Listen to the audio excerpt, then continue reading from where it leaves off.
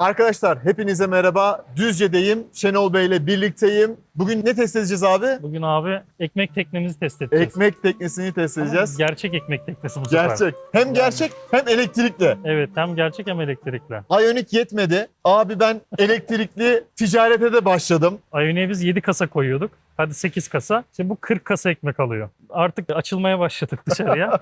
Bana da telefon açtı. Abi dedi, gel Düzce'ye bekliyorum seni. Güzel bir araç aldım. Birlikte çekelim. Pek de fazla videosu yok. Evet. İnceleyelim. Şöyle menzil yaptım, böyle menzil yaptım. Araba şöyle kaçıyor. Hepsini göreceğiz. Ama ben buraya gelene kadar kullandım. İlk izlenimlerim gayet güzel. Ya ben de beklentimin üstünde bir araç olarak geldi aldıktan sonra. Hatta almadan önce hani benim şu ihtiyaçlarım var, onları karşılasın yeter diyordum. Ama beklentimin hani 2 katı üstünde çıktı. Çok Ben güzel. hani öyle söyleyebilirim. Hatta ilk fırsatta bunun yanına ikinciyi de almayı düşünüyorum. Yolda ondan bahsettim. Nasip artık yani. İnşallah. Ekmek alırsanız biz de arabayı alacağız. Evet, Düzce'nin en güzel ekmekleri nerede? Saray Ekmek Evet, Fırını'nda bizim Saray arkadaşlar. Ekmek Fırını'nda. Biz giderken valla 10-12 tane alacağız abi. Siparişimiz çok. İnşallah. Arkadaşlara ben buradan götürürüm ya senin ekmekleri. Evet. Abi diyorlar illa bizi de getir. İlla bizi de getir. Valla bir sürü liste oldu. Akşam hepsine evlere servis yapacağım. Kargoyla da çok gönderiyoruz Sen fiyatı böyle. burada söylemeseydin iyiydi. Ben onlardan fazla alacaktım ya. Sana indirim yapacağız artık. Tamam o zaman. Hadi ne yapıyoruz? Anahtar tasarımıyla başlıyoruz. Onu benim dediğim gibi yapalım mı? Onu da senin dediğin gibi yapacağız. Hadi. Her zaman olduğu gibi anahtar tasarımıyla başlıyoruz. Kumanda üzerinde 3 tane düğmemiz var. Açma tuşu, kapama tuşu, bagaj açma tuşu. Anahtar elimizde, araca yaklaştık. Kapıları açmıyor. Kumanda üzerinden açıyoruz. Kapıları kapattık. Uzaklaştığımızda kapıları kilitlemiyor. Kumanda üzerinden kapıları kapatıyoruz. Kumanda üzerinden camları kapatıp açamıyoruz. Manuel anahtara da buradan ulaşabiliyoruz. Şenol Bey'e mizah ve seslendirmeleri için çok teşekkür ediyorum. Hemen tasarıma geçelim. Sol tarafta şarj portumuz var. Hem AC'den hem de DC'den şarj edebiliyoruz. Şarj kilidini buradan açıyoruz. Ön tarafta olması güzel olmuş çünkü araç uzun. Ford'un LED aydınlatma ışıkları var. Ön tarafta bu ışık devam ediyor ve harika bir görüntü elde ediliyor. Yine ön taraftaki panjur tasarımını çok beğendim. Ön tarafta bir kameramız bulunmuyor. Park sensörlerimiz var. Motor kaputunun üzerinde de 2 tane hattımız bulunuyor. Yan tarafa geldiğimizde kışlık lastiklerimiz var. 215 65 16 Triangle Winter X. Bu markayı ilk defa duydum. Galiba ekonomi odaklı olmuş. Fren performansını da göreceğiz bakalım. Aynanın katlanma özelliği var ve dönüş sinyali de burada bulunuyor. Araç gerçekten geniş. Şöyle geriye gitmem lazım kadraja sığması için. Ön tarafta MacPherson bağlantısı var. Arka tarafta farklı bir bağlantı var sanırım. E-Transit yazısından aracın elektrikli olduğunu anlıyoruz. Model olarak custom, far düzeni gayet güzel. Arka tarafta 4 tane park sensörü var. Bir de kameramız bulunuyor. Bu arada şunu eklemeyi unuttum. Ön tarafta yine güzel bir detay. Şuradaki mavi çizgiden de aracın elektrikli olduğunu anlıyorsunuz. Ön camda rezistans var ve aynı zamanda bir kameramız bulunuyor. Arka kapıları buradan ya da kapı kolu içindeki düğmeden açabiliriz. Kapı kolunda mekanik bir tasarım yok.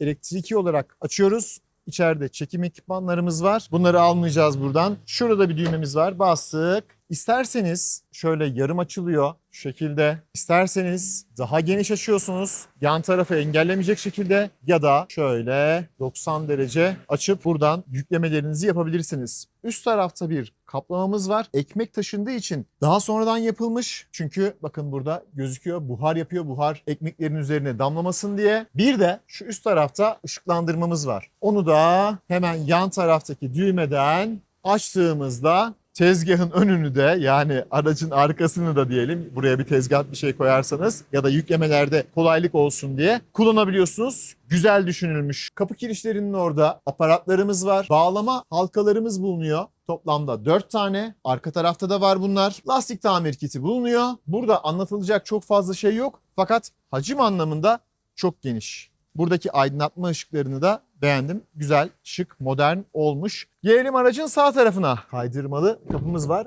Bakın işte bu mekanik. Bu kadar olsun. Elektrikli değil. Buradan da giriş yapabilirsiniz.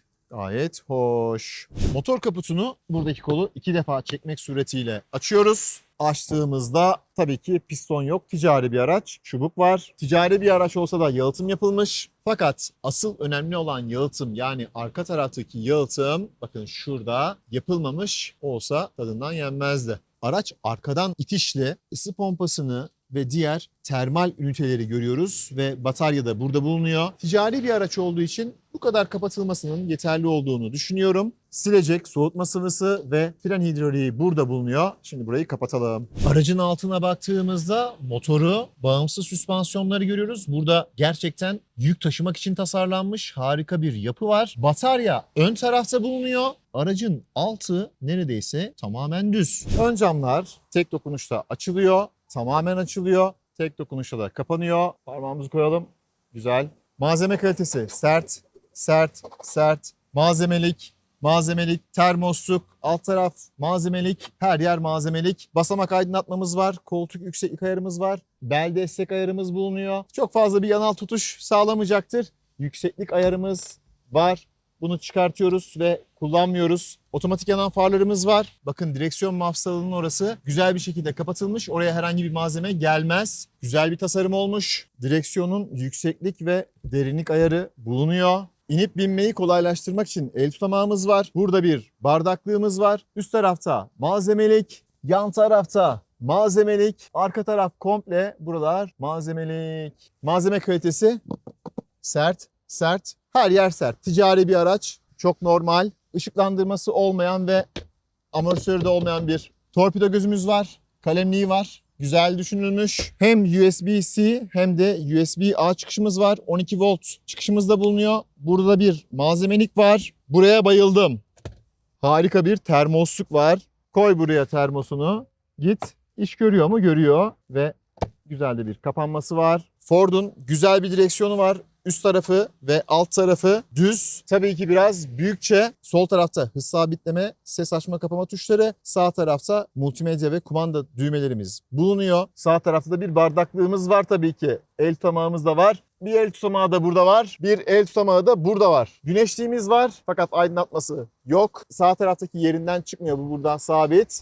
Sol taraftaki çıkıyor ve burayı güzelce kapatıyor. Harika. Üst tarafta ışıklarımız var. Sağ tarafta da yine malzeme kalitesi aynı fakat burada da aynı tasarım kullanılmış. Oldukça fazla malzemeyi buraya koyabilirsiniz. Basamak aydınlatmamız bulunuyor. Koltukların oturuş pozisyonu dik arkadaşlar, görmüş olduğunuz gibi. Burada bir kol dayamamız var. Buraya yine malzemelerinizi koyabilirsiniz. Lastikli bir tasarım var. Burası tamamen düz. Aracı buradan kapatıp açıyoruz.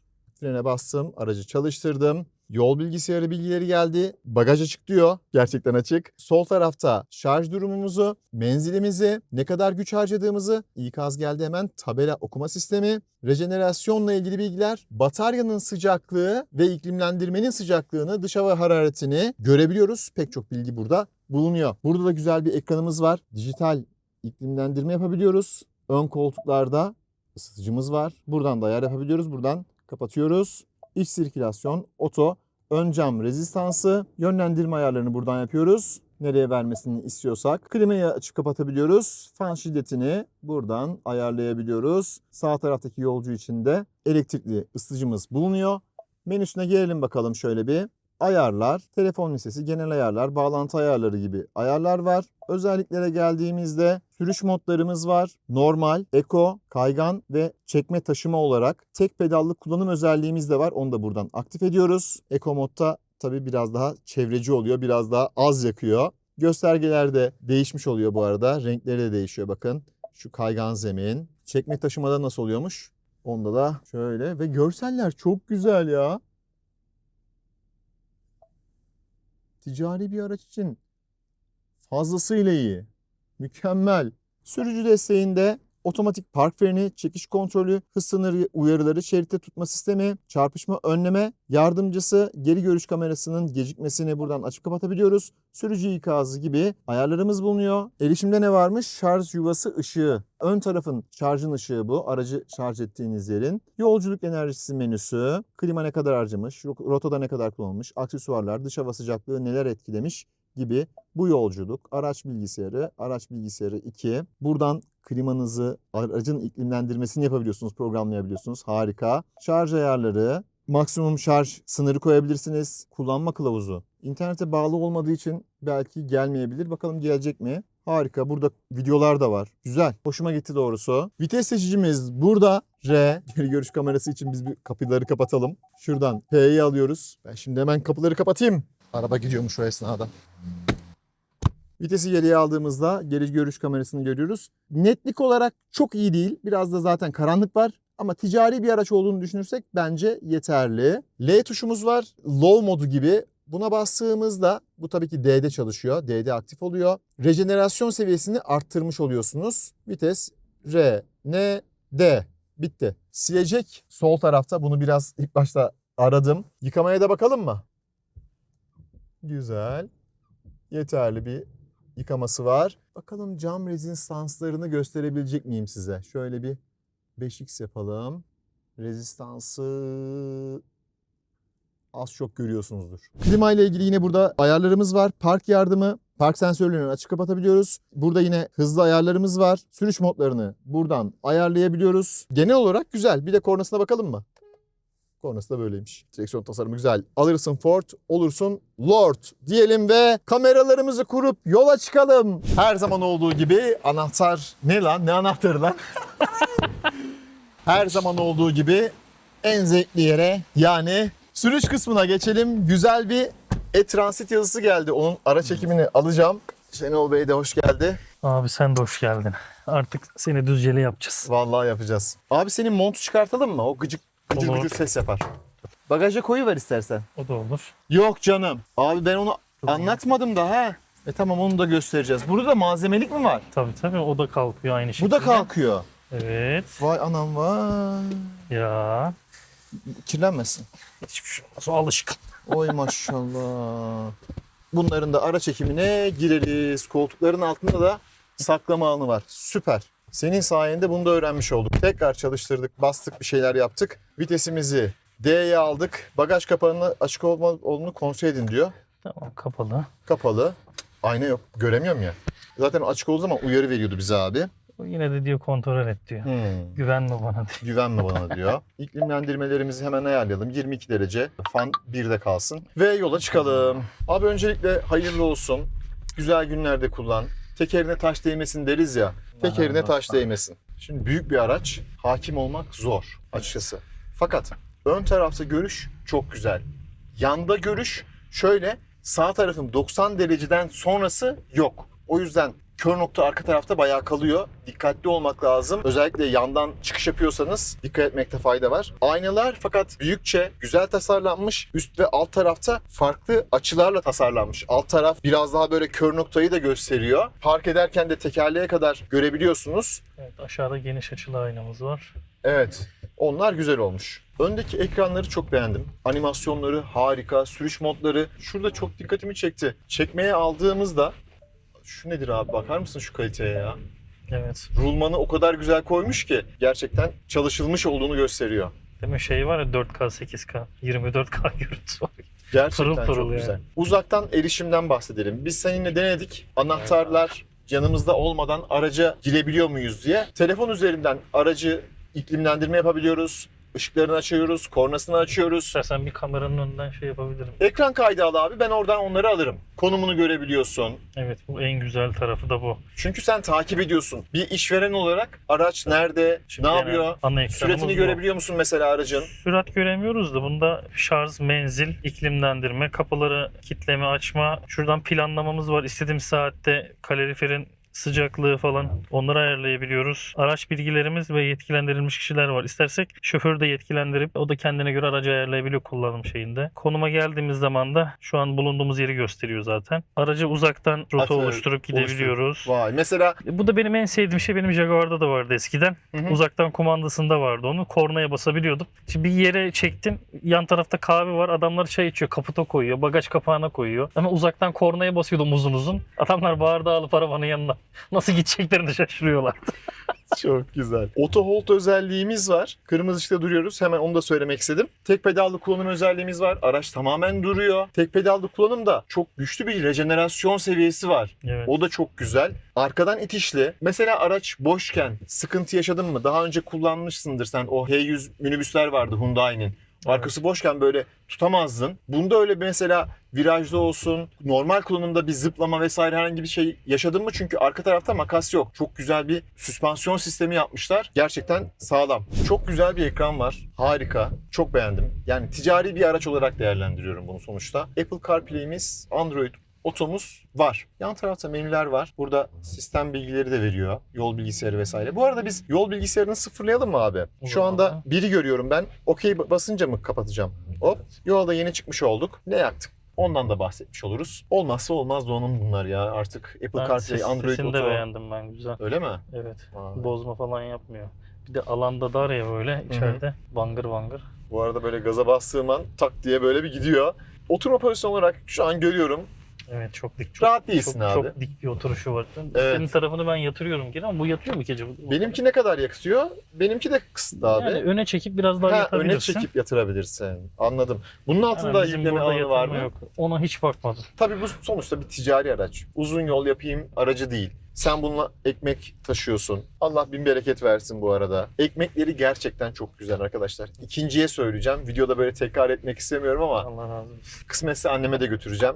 Komşulardan isteyenler var. Biz yarın evde sobanın üzerinde bunu var ya abi. Şimdi video hemen şeye geçecek. Fırına geçecek. Düzce yolunuz düşerse Şenol Bey'le, Şenol diyeceğim ben. Biz artık samimi arkadaş olduk, kardeş olduk öyle söyleyeyim. Gelin tanışın. Instagram sayfasında zaten bol bol motor videoları Sende var. o şey oluyor mu? Şuradan. Ha şuradan linke Şuradan bağlan. da çıkabilir. Şuradan çıkabilir. Şenol Benli yaz direkt çıkıyor zaten. Gerçekten tanınması gereken bir insan. Biz de sosyal medyadan tanıştık. Allah razı olsun. Senden de abi. Bizim için de güzel hem içeriklerimiz oldu, güzel dostluklarımız oldu. En önemlisi tabii ki dostluk. Şimdi mesela buradan döneceğim ya abi. Sıkıntı yok. Tam 90 derece geldim ama daha böyle farklı bir açıyla gelmiş olsam arka tarafı görmek sıkıntı. Orada da alışıp aynayı Tabii. kullanmamız gerekiyor. Evet. Zaten insanlar aynayı pek kullanmıyor ya, biliyorsun. Özellikle biz onu motor kullanırken çok yaşıyoruz. Farklı bir konuydu ama benimki de. Sen devam et abi. Hani şey zannediyorlar ya, o konuya da girmişken öyle hani motorcuları görmüyor zannediyorlar ya. Bunun motorcuyla alakası yok. Bende bir araç daha vardı, büyük Ducato. Ya adamlar onu bile görmüyorlar abi. Görmeyen görmüyor abi. Arabayı da Aynen öyle. görmüyor. Seni de görmüyor. Tabela okuyorduk en son. Evet, tabela okuma sistemimiz var. Güzel çalışıyor. Sadece hız tabelalarını mı algılıyor? Diğer tabelaları da sanki gördüm az önce burada. Evet, onları da gösteriyor. O da güzel. Şehir içinde daha fazla L'yi kullandığını söyledin. Evet. L'yi aldığında rejenerasyon seviyesi ciddi anlamda artıyor. Tek pedalı kullanmıyorum şehir içerisinde. Sebebi şu: L'ye göre daha sert fren yapıyor. Onun için de sürekli ayağım gazda, gaz bas çek, silkeleme falan yapıyor. L bana daha uygun geldi o konuda. Ford sana bir hediye yapmış. Ya da hediye Evet. mi oldu bu? Nasıl oldu bilmiyorum ama herkese yapar mı? Ya şimdi ellerinde zaten bir tane kalmıştı araç. Aracı alırken de bana bir tane şarj cihazı hediyesi olduğunu söylediler. Aracı almaya da tam böyle ayın 31'inde gittik. 11. ayın 31'inde. Hı hı. Dediler bu ayın 31'ine kadar bir kampanyamız var. Araç alırsanız işte şarj cihazımız hediye diye. Şarj cihazımızı da hediye ettiler. Herhalde güncel piyasa değeri 80 bin liraymış galiba. Kurulum, montaj ücretsiz, keşif ücretsiz. Şimdi o cihazı kullanıyoruz. Onu da zaten iş yerinin oraya koydun. Evinde zaten evimde vardı. zaten AC ile vardı. şarj ediyorsun. Evet. AC'de kaç saat sürüyor şarj? Genelde aracın %50 şarjını bitirmiş oluyorum servis bittiğinde akşam. Saat 8'de servisim bitiyor, şarja takıyorum. 12'de dolmuş oluyor. Yani ne oluyor? 4 saatte %50'sini doldurmuş oluyor aracın. Gayet güzel. Yeterli bir süre. AC'de 11 kW'la şarj oluyor. Bataryamız Evet. 64 kWh. Menzili 337 diye hatırlıyorum. Evet, 337 fabrika verisi. Sen ne yaptın? Maksimum 380 gördük şehir içinde. Zaten çoğu yerde 30'la gidiyoruz. 50'yi geçemiyoruz. O şekilde şehir merkezinde hava 20 derecenin üzerine çıktığında 380'i gördük. Ama 0 dereceleri falan düştüğü zamanlarda da 300'ün altına düşmedik hiç. Çok iyi. Hep 300'ün üzerindeydik yani. Isı pompası var mıydı bunda? Var. Değil mi? Isı pompası çünkü ön tarafta gördüm. Önde dereceler de var. Önde de Bir dereceleri tanesi var. ısı pompası, bir Sol tanesi taraftaki batarya. bataryanın durumunu gösteriyor, sıcaklığını gösteriyor burada. Bu da çok güzel bir işlev aslında. Neden? Çünkü belki orada bir yere vurdun, ettin, kısa devre oldu, sıcaklık arttı. Evet. Bunu da görebiliyorsun. Aracın performansı için batarya sıcaklığı önemli. Tabii yolda gidiyorsun, oradan batarya sıcaklığında bir anormal bir değişiklik gördün, bir artış. Sağa çekip Kontrol artık, edebilirsin. çekici çağırabilirsin artık yani. Tabii ki ya da şarj ediyorsun bir baktın, aa bu işte kırmızı sahaya geldi, ne oluyoruz? Değil mi? Evet, evet. Bunu yapabilirsin. Şu anda tek pedallı kullanımım aktif değilmiş. Ben onu hemen Şu an aktifleştireyim. çekici modundasın. Çekici modunda mıyım? Sürüş modlarından oradan tak erişim sağlayabiliyorum. Çekici modunda olduğum için herhalde. Bu arada normali alayım ben. Evet. Tek pedallı sürüşte olsun. Normal modda şehir modu. Hı hı. Direkt dışarıdan şehir merkezi gibi bir şey gösteriyor burada. Direksiyon tasarımı büyük. Ya sonuçta dediğim gibi ticari bir araç. Kumanda anlamında da yeterli düğmelerin olduğunu gördüm burada. Gayet güzel. Hoşuma gitti bunlar. Direksiyonun boyutu hoşuma gitti. Bir de turu çok hoşuma gitti. Turu da fazla. Bizim diğer dizel Ford Custom'a göre turu daha çok. Hani şehir içi dönüşlerinde çok işime yarıyor. Rahat ediyorsun. Mesela burayı dönerken Hemen fark dönelim. edebilirsin. Hop. Sonuna dayadığım zaman bayağı gidiyor. Bayağı gidiyor yani. Fazlasıyla. Çok hoş. Bizim şehir içinde en çok ihtiyacımız olan şey yani bu. Turun fazla olması. Tabii. 360 derece kamera sistemi yok. Fakat şahsi görüşüm olmasa da olur. Zaten her yer açık burada. Hani görüş anlamında pek bir sıkıntı yok. Tabii olsa daha güzel olur mu? Elbette olur. Arka kamerası da yeterli bir görüşe sahip. Siz zaten aynalara bakıyorsunuzdur. Yani usta şoför olduğunuz için ya da bir şoför çalıştırıyorsunuz. Aynalara daha çok güvenir. Ayna kamera çok işe yarıyor. Şimdi bizim dikiz aynamız yok. Evet. Arkalar ve yanlar kapalı. Arkaya bizden daha küçük bir araç fark edildiği zaman ya da bisikletiyle bir çocuk ya da arkamızda bir motosiklet denk geldiğinde kamera orada çok işimize yarıyor. Yani bir sefer öyle benim başıma geldi. Aynalardan gözükmüyor. Marketin önünde ekmek indirdim. Yan kapıdan koydum, arabaya bindim. Geriye taktım. Baktım arka tam ortada motor var. Yani bunu çeken kişi de düşünmemiş o ara. Adamın da boşluğuna gelmiş. Şimdi bende kamera olmasa aynalardan görmediğim için geri gelecek, vuracaktım yani buna. Daha önce başımıza geldi mi? Geldi tabii. Şehir içinde aktif frenleme yapabiliyor. Evet. Başına geldi mi? Geldi. Sağdan bir araç bir ani çıkış yaptı ben giderken. Hızım da 50 falandı. Direkt kendisi sesli ikazla birlikte frenlemesini yaptı. Bu da başarılı. Araçlar gerçekten çok güvenli oldu. Kanalda ilk Ford testi bu arada. Evet. Ticariyle başladık. Ford Focus üretimden kalktı, biz test edemedik. Nasip olmadı. Fakat ne diyorlar? Alırsın Ford, olursun Lord. Sende bir Lord oluşumu oldu mu? Ne bileyim şimdi bu videoyu izledikten sonra da Şenol Bey'in duruşu değişmiş demesinler. Falan göbek daha önde duruyor. Göbek daha önde duruyor. Güzel. Eli cebindeydi, videoda gördük. Aynayı çekerken eli böyle önde bağlı duruyordu. Biraz daha Ford mütevazi. aldıktan sonra tek eli cebinde görüntü. Hadi bakalım, ben görüntüleri koyacağım, hangisinde daha böyle bir Lord olmuşsun. Görelim. Ses yalıtımı tabii bu araçlarda belki önemli olmayabilir ama eksikliğini ben hissettim. Motor kaputunun üzerinde bir ses yalıtımımız var. Fakat ön tarafta, yani bu ön panelin hemen arkasında yalıtım malzemesi koymamışlar. O yüzden sulardan falan geçerken dikkat edersen içeriye biraz ses alıyor. Bu sesi, arkadaki motorun sesi falan bagaj kapağından beri yankı yaparak geliyor. Geliyor. Uyyy diyor. Bunda şeyi çok isterdim ya. Benim Ioniq'te var ya, kulakçıktan fren yapıyor. Değil mi? Şu Evet. özellik bunda olsaydı, böyle rotardar gibi. Hatta yana böyle kol koyup kademe kademe. Kol demişken süper bir şey olurdu kol yani. dayamayı da açayım. Benim de oturuşum şöyle bir değişsin ya. Şimdi aracın güzel bir güvenlik önleminden bahsedeceğiz. Anahtar Şenol Bey'de. Aracı çalıştırıyor, ilerletiyor. Daha sonra dükkana girecek, aracı durduracak. O arada aracı tabii iklimlendirme sistemi açık olduğu için kapatıp açmaya ihtiyaç Ben duymuyor. şu marketin ekmeğini bir vereyim Araçtan geleyim. çıkıyor, Abi ben anahtar. şu marketin ekmeğini vereyim geleyim Heh. abi. Sen bir marketini ver. Ben de hırsız modunda geldim abi. Arabayı çalıştıracağım. Ah ne güzel. Bedava araba buldum. Hop, vitese geçmiyor. Anahtar algılanmadı diyor. Harika. Abi yok, çalışmıyor. Anahtarı vereyim. Anahtarı ver abi. Şöyle buyur abi. Tamam. Anahtar bende, vitese geçti. Harika. Kullanım olarak baktığımızda bir sürü burada malzemeler vardı. Ben onların hepsini aldım. Evet. Çokça gözü var. Bardaklığı, şuradaki termosluğu, orada şu arka taraf komple Koltuk dolu. altı. Koltuk altına kadar her yere, kapı cepleri, çok fazla malzeme koyabiliyorsun. Bunlar seni rahatlatıyor mu abi? Abi şimdi atıyorum 30 tane markete gidiyoruz günlük. Bunların irsalileri oluyor. Ondan sonra günlük hesap defterlerimiz oluyor. Gün içerisinde ceza yiyoruz, ceza makbuzu alıyoruz. Bir yere falan koymamız gerekiyor. Doğru söylüyorsun. Temizlik bezimiz oluyor. Bizim şoförümüz temizlik hastası Hüseyin abi. Önceki aracımızı 300 kilometrenin üzerinde kullandı. 300 bin kilometrenin üzerinde. Oy maşallah. Aracı gördüğün zaman 300 bin kilometre demezsin yani. Pırıl pırıl. Her gün servisini bitirdiği zaman aracı böyle iç dış yıkar, temizler, bırakır.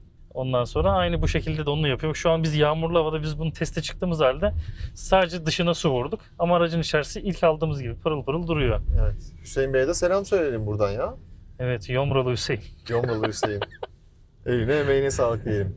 Amortisör sistemini nasıl değerlendiriyorsun abi? Süspansiyonunu beğendim. Girdiğimiz yerlerde, köy yollarında falan da şeyler var. Öyle sallamalı mangalamalı yerler falan var. Hı hı. Bizi sarsmıyor. Ekmekleri falan devirmiyor yolda. Süspansiyon iyi. Şurada biraz tıkırdatayım mı? Sanki sarsıntı yok Güzel. yani.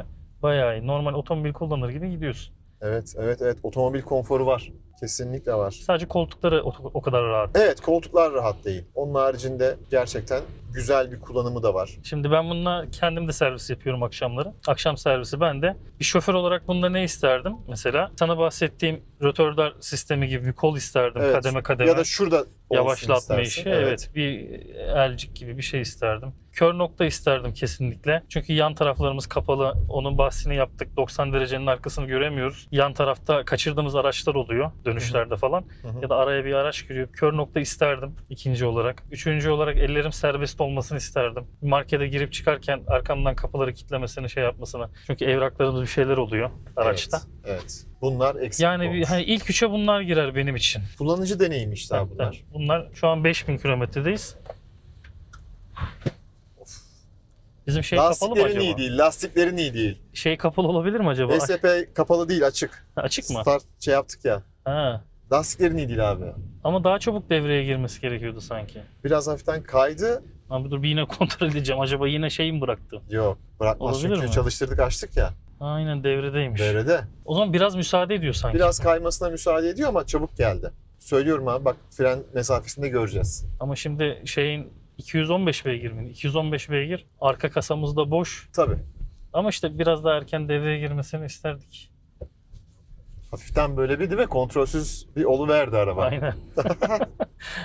Lastik seçimi önemli. Bence lastik seçimini iyi yapamamışsın. Bak söyleyeyim sana. Şimdi bir ticarethane işletiyorsun. Senin için ekonomi önemli. Bu zamana kadar dizel araba kullandın daha fazla. Neden elektrikliye geçtin? Sadece şarj etmek mi ucuz? Yoksa bakım maliyeti, kullanım maliyeti, bunlarda da bir artım var mı? Abiciğim artı genel her şeyde var. Şimdi örnek vereyim benim diğer aracımdan. Biz sürekli şehir içerisinde kullandığımız için aracı 50 kilometrenin üzerine çıkamıyoruz. Bir devirli kullanamıyoruz. Ne oluyor? EGR'miz tıkanıyor bir kere. Evet. EGR'miz çabuk arızalanıyor. AdBlue'umuz arızalanıyor. Partikülümüz doluyor. Bunu söktürüp temizletmek her şey bunlar ayda bir sefer hep bunlar maliyet. Zaten bir ayda ortalama biz bir bakım kilometresini dolduruyoruz araçta. Bir bakım şu an 15 bin lira bir servise gittiğiniz zaman. Evet. Partikülümüz dolarsa bunu üzerindeki partikül filtresinin sökülüp egzozcudan getirip temizlenip araca geri takılması işçilik ortalama 5 bin lira. Hı hı. Etti bu 20 bin lira. Bir de o ara çıkarsa işte bir EGR arızası ya da bir AdBlue bir şey arızası. Bunlar da bir ekstra maliyet. Ama biz buna hadi bakım maliyetimiz 20 bin lira diyelim bir aylık. Ortalama hesap ettiğimizde biz 25 bin lira mazot harcıyoruz. Sadece aracın bir tanesini bir ayda. 45 bin lira. Ekstra bir şeyimiz daha çıkarsa da bir 5 bin lira. Ortalama 50 bin lira bize bir aracın aylık maliyeti var. Ama bunu bir elektrikli araçta yaptığımız zaman senede bir bakımımız var. Sınırsız kilometre. Bir kere o bakım ve arızalar gitmiş oluyor.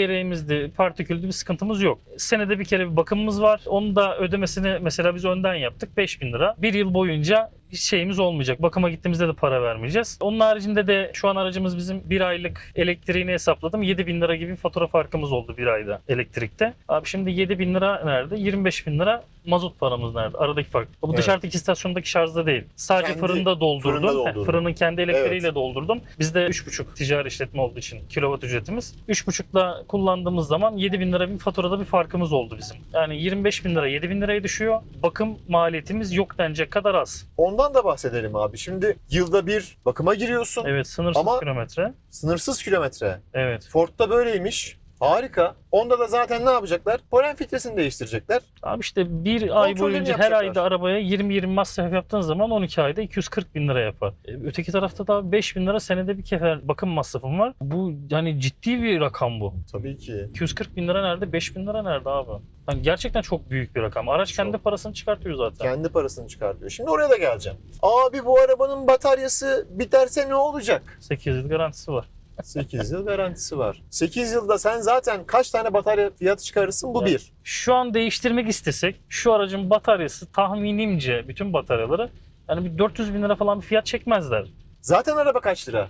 2 milyon. 2 milyon 200 liste fiyatı Heh. aracın.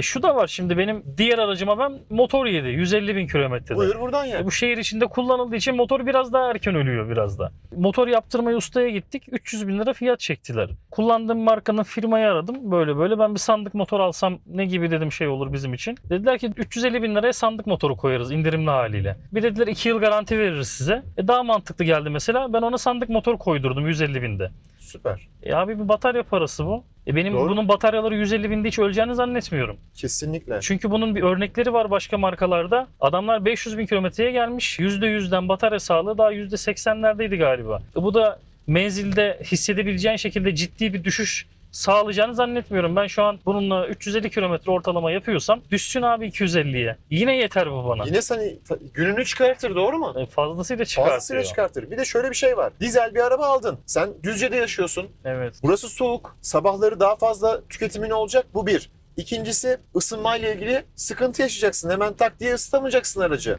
Eksi 15'i gördüğümüz oldu bizim bu Tabii. kışın. Üçüncüsü, Hüseyin diyorsun ki güzel kullanıyor arabayı, güzel Evet. bakıyor. Farz et ki kötü bir şoföre denk geldin. Abi dizel arabayı düzgün kullanmayacak. Arabanın ömründen de yiyecek. Ama Yani. bunu istediği kadar kötü kullansın, ne olur? Hiçbir Fazla şey olmaz şarj abi. yakar. Aynen, en fazla yapacağı bana vereceği zarar elektrik faturam daha yüksek gelir Elektrik yani. faturan Başka yükselir, bir şey lastiklerin olmaz. daha çabuk aşınır. Onun haricinde bir de kullanmayı bilmiyorsa klimadan dolayı ondan da bahsedelim. Buraya ilk aldıklarında haya almışlar. Evet, O en şekilde yükseği. kullanmışlar en yüksekte. O zaman tabii ki bu arabanın ne olacak? Enerji sarfiyatı artacak. Yani tekrar başa dönecek olursak kullanıcı hatalarının da önüne geçiyorsun sen. Evet. Bataryanın ömründen yiyorsun ama ömründen yesen bile 300 bin kilometre sonra gaza bastığında şu hızlanmaya yakın bir hızlanma alıyorsun. İçin bir çekildi şöyle geriye. Abi çekilmez mi? Şimdi ben arada bu başka servisteyken bizim dizel olanı alıyorum servise çıkarken başka bir yere gitmek için. İnan böyle bir sollamam gereken ya da geçmem gereken yer oluyor. Hiç gaza basıp geçesim gelmiyor çünkü yok turbo dolacak da, devrini alacak da, yürüyecek de. Yani bunlarda o dert yok yani. 215 beygir araba. Gaza dokunduğu zaman kendini hissettiriyor. Abi benim kapım kapalı ama şuradan su geliyor ya. O muhtemelen abi camın bir yerinden falan geliyor herhalde. O geçen de benim Kapı- şeyde başıma şöyle bir geldi. durayım abi. Kapım tam kapalı değil mi diyecek. Hani Yok, o kapıdan değil ya. O bir kere bende şöyle geldi. Yıkama yerinde tazikli suyla yakından vurunca geldi. Herhalde fitilin bir yerinden su alıyor galiba orası. evet, böyle bir O da sıkıntım var. Kapı Evet. koluna geliyor. Evet. Onun ben görüntüsünü aldım da servise bir gittiği zaman Servise göstereceğim. videoyu izletirsin, kanalda abone edersin. Olmaması lazım. Taziyi buradan vurduğumda buradan da Ha. geldi benim o zaman. Anladım. Demek ki öyle sıkıntıları var. Bu arada yerli üretim. O da güzel. Sökmedik yerli üretim yazımızı abi. Maşallah diyelim. İnşallah daha fazla olsun diyelim. Sürüş modumuz normal. 0-100. Şimdi.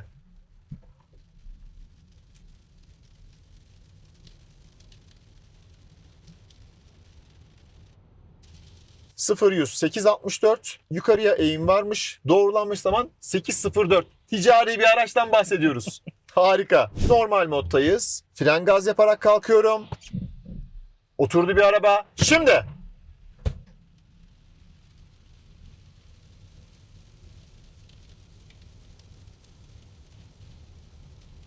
...876 yukarıya eğim varmış. %2 doğrulanmış zaman 811. Yani biz bunu otomobillerde elde edemiyoruz yani, değil mi? Çok güzel. Harika. Beğendim. Ön tarafta da mesela şeridin şöyle hemen yanına geleyim mesela. Hop çıktım diyor. Direksiyonu titretiyor. Kırmızıya döndü. Dikkat et diyor. 80-120 ara hızlanma. Şimdi.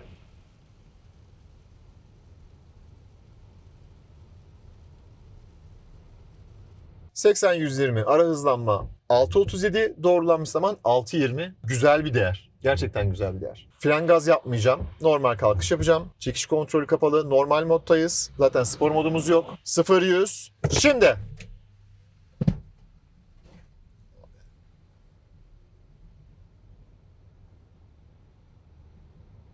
...0-100 8.15, doğrulanmış zaman 7.96, mükemmel. Gerçekten çok iyi. Abi çok seviyorum bu işi ya. Vallahi gerçekten çok seviyorum şu işi. Benim için var ya. Hanım da diyor evden çıkıyorum ya ne oldu diyor. Dedim Erdem abi gelmiş. Benim kuma geldi diyor. Fren testi. Şimdi. 46 metre. Yağış, etken 46 metre. Ben burada biliyorsun TOK'ta yazlık lastikle 40 metrede durmuştum bu asfaltta. Bir tane daha yapalım mı? Olur. Fren testi. Şimdi.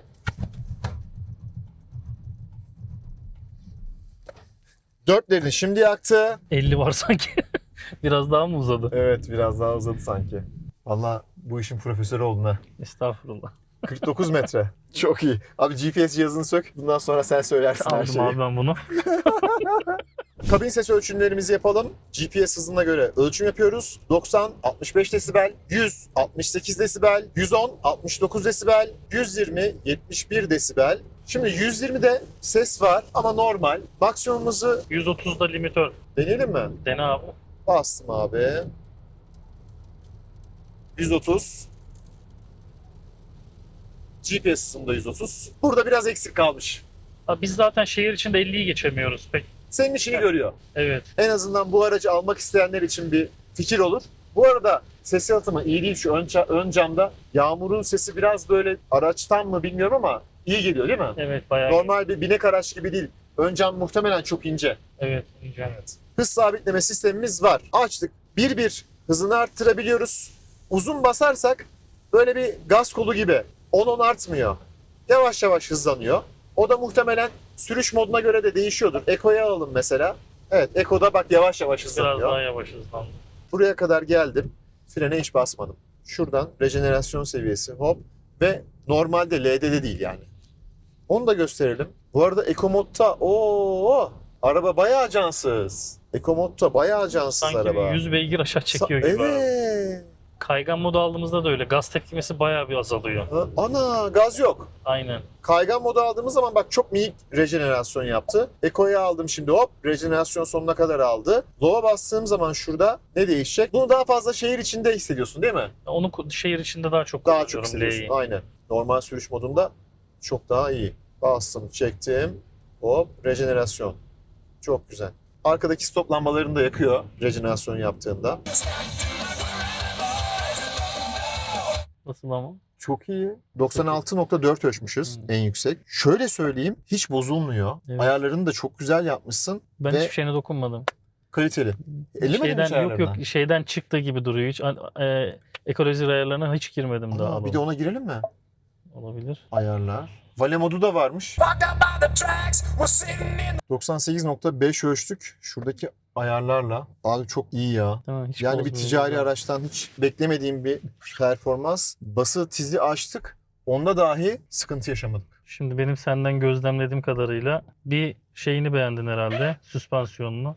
Hoşuna gidenler arasında. 2 performans hoşuna gitti. Evet. Ticarinin üzerinde ticari olarak beklentinin üzerinde bir performans sundu sana diye tahmin ediyorum. Evet. Ses sistemi Ses sistemi. o yönden. Şöyle abi hemen devam edelim. Tek pedallı kullanımı da beğendim. O da güzel bak. Hop geldi. Evet. Durdu. Neyi beğenmedim biliyor musun abi? Direksiyon hissiyatını beğenmedim. Direksiyonu bir Ford direksiyonu değil. O da Onu sen de biz şöyle yenebiliriz. Şuraya bir tane topuz takıyoruz abi. Şuraya böyle. Sen öyle gel.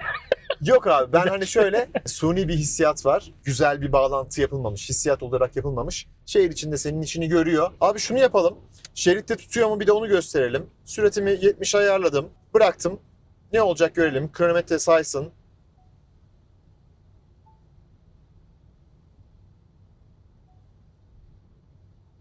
Ortalama sistemimiz yok zaten. Şerit ortalama sistemimiz yok. aynen. Şu an sağa sol, sağa aynen. gidiyor. Hop o aldı düzeltti. Sağımızda solumuzda araç yok. Ben takip ediyorum. Elinizi direksiyon üzerine tutun dedi. Kırmızı ikaz verdi. Devam ediyor. Sağa sola gidiyor pimpon topu güzel gibi. Ama şeridin içinde de tutuyor. Ne kadar devam edecek? Hem bunu bir görmüş oluruz.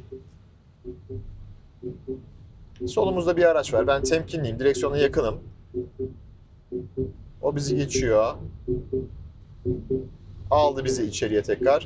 Bak burada okumayabilir. Hop okumadı bitti. Yani o kısa muhtemelen devam edecek. Devreden çıkmıyor diye hatırlıyorum. Evet. Kendim denemiştim uzun bir süre. Sadece sesli uyarıyla devam ediyor. Ses uyarıyla devam Devreden ediyor. çıkmıyor. Tabii ki bir uzun yol aracı değil. Olsa olur mu? Ya bu şerit takibi bizim şehir içi bazı yerlerde bir dalgınlığımıza bir şeye geldiğinde falan bir titreyip ya da anlık bizi içeriye sokuyor. Ufak sebeplerden doğabilecek büyük kazaları engelliyor. Uzun yolda ben daha çok arıyorum. Adaptif hız sabitleme olsun, şerit ortalama sistemi olsun. Evet. Ticari bir araç. Yani biz aldığımızdan beri 50 kilometrenin üzerine bile çıkmadık gibi bir şey zaten bununla. Evet, evet. Açıkçası ben güvenlik anlamında da beğendim aracı. Müsaadenle bir şey daha deneyeyim. Park frenini çekersek ne olur? Bakalım abi. Biliyorsun acil durdurma özelliği var. İleride kırmızı ışıklar var. Benim ayağıma kramp girdi. Sen buradan çekiyorsun diye senaryo yapıyorum şu anda. Evet. Çektim, bıraktım, bir şey yok. Çektim. Hop. Emniyetli, güzel bir şekilde aracı durduruyor. Gayet güzel. Çok hızlı durdurmuyor. Evet. Ioniq'teki gibi, Hyundai'deki gibi. Fakat iş yapımı yapıyor. Bu da bir özellik. Aracı toparlayalım abi. Evet abi, toparlayalım. Bir ticaret adamı olarak bence sen ticari olarak kazançlarından zaten bahsettin. Kazançlı bir ticaret. Alıyorsun, bakımlarını yılda bir yapıyorsun. Evet. Kilometreden bağımsız. Bakım ücretleri de çok fazla değil. Sen 2 yıllık bakımını aldın. 2 yıllık 11 bin lira ödedim. 11 bin lira para verdin. Evet. Çok iyi. Şimdi 2027 Ocak'la 2028 Ocak'ta bakıma gittiğimizde para ödemeyeceğim. Harika. Bu arada ben aracın teknik verilerinden bahsetmeyi unuttum. Onları da altyazı olarak gireyim. Bagaj hacmi olarak da teknik verileri ekrana yansıtayım. Notlarım da arkada kaldı. Bizim teknik verimiz 40 kasa. 40 kasa. Harika. 40 kasa ekmek alıyor Ioniq abi. 7 kasa, bu 40 kasa. Ioniq 7 kasa alıyor, bu 40 kasa alıyor. Harika. 27 kW yakmışız. Baya da bir performans ölçümü yaptık. Ne diyorsun? Sen Orada da 23 yapmışsın. Biz de 23 yakmışız. Şehir içinde. Çok iyi. Bence değerler, rakamlar, her şey güzel. Biz de boş değiliz diyor ya şeyde. Biz de boş değiliz, evet. Biz de boş değil. Yani biz 50'yi geçemiyoruz ama 50'ye çıkana kadar da kırbaçlıyoruz. Güzel. Onun için 23. Ya Güzel. 20'nin altını düşürebiliriz istersek. Yani istersek düşer. Tabii sonuçta uzun yolda bu aracın aerodinamik katsayısı yüksek. Bu arada motorun orada güzel bir koruma vardı. O hoşuma gitti. Işıklandırma sistemi güzel. Gece çekimi yapamayacağız ama sen abi eklemek istediğin bir şey var mı? Araçla ilgili ticaret yapanlara tavsiye eder misin? Ederim tabii abi. Ya çoğu insanda şimdi şey var. Elektrikli hangi araba olursa olsun. Yok daha erken diyor. Abi neye göre daha erken bilmiyorum da zamanı geldiğinde de bence herkes çok geç kalmış olacak bu konuda. Gerek rakam olarak gerek hani araçların fiyatları olarak falan. Yani hiçbir şekilde dedim şu zamanın rakamlarını yakalayamayacaksınız. Bu dönemlerde alıp tasarrufunu etmiş olacak bence. Kesinlikle ben bu konuda sana Çünkü bunun katılıyorum. zamanı geldi dediğin zaman elektrik fiyatlarının da artmış olacak. Araçların fiyatları da artmış olacak yani. Bence şu an erken değil, tam zamanı yani. Tam zamanı. Kesinlikle tam zamanı.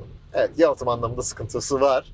Onu da yani zaten ticari araç. Radyo Aç müziği, en ucuz çözüm. Daha kaliteli bir yalıtım istiyorsanız Old Road Garaj var İzmit'te. Oradan yapabilirsiniz. Hop, dönüş yapı. Bakalım mı? Bak abi süper.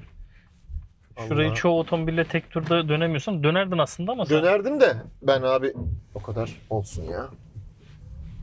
Çok başarılı, gerçekten başarılı. Çekimler bitti, hava açtı. Şunu geriye aldım. Kamera yıkaması istiyor yalnız. Bu havalarda. Düzce'nin en güzel ekmek fırınına geldik. Saray Ekmek Fırınlarına. Reklamımızı da yapalım. Reklam bizim işimiz. Ama gerçekten çok iyi. Şoförümüz de burada. Hüseyin Bey. Şöyle girelim istersen. Şuraya mı girelim abi? Bak Hüseyin, bak, Allah aslanım razı olsun benim ya. be. Vallahi. Mermi. Mermi.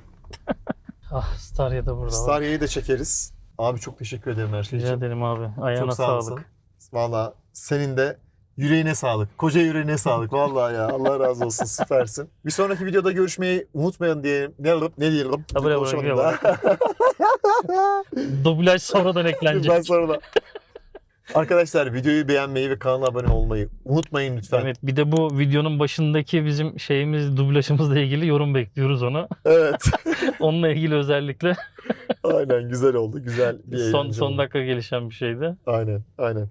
Ah, bir sonraki videoda konuşamıyorum abi ya. Bir sonraki videoda görüşünceye dek hoşça kalın, sağlıcakla kalın. Yine hoşça kalın demedim. Anladılar. Anladılar. Peki. Bazen böyle bakış Bir bakış çok şey anlatıyor. çok şey anlatıyor. Hadi bakalım.